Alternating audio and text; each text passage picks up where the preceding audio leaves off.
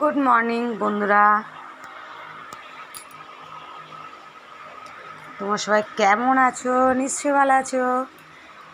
তো সবার ফার্স্ট আবারও বলছি গুড মর্নিং আমার কোকোর তরফ থেকে।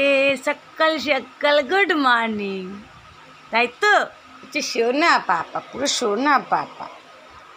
তো এখানে আমি রান্না করছি, এই যে সকাল সকাল এখনও ভাত চাল দিইনি, একটু ফুটুক জলটা তারপর দেবো। এখানে হচ্ছে মাংস, আর এই যে বেসিনে মাংস রাখা আছে।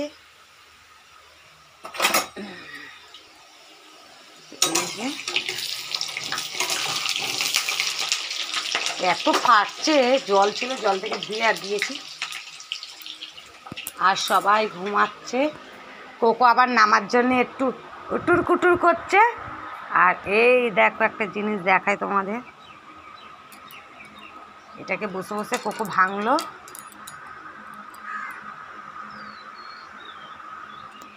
আর এই যে আমাদের সকালের ভোরের কি হয়েছে?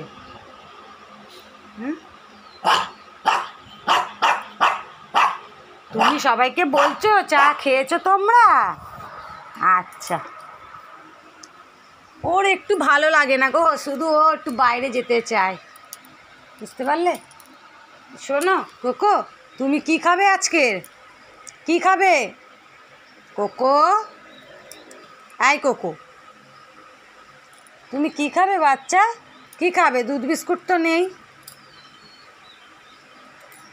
বিস্কিট আছে, দুধটা নেই। ঠিক 6টা বাজলে ওর বাবা এখানে ঘুমায়, কোকো ডাকবে। কিন্তু আজকে তো রবিবার, আজকে তো সবার ছুটি, শুধু আমিই কাজে যাব।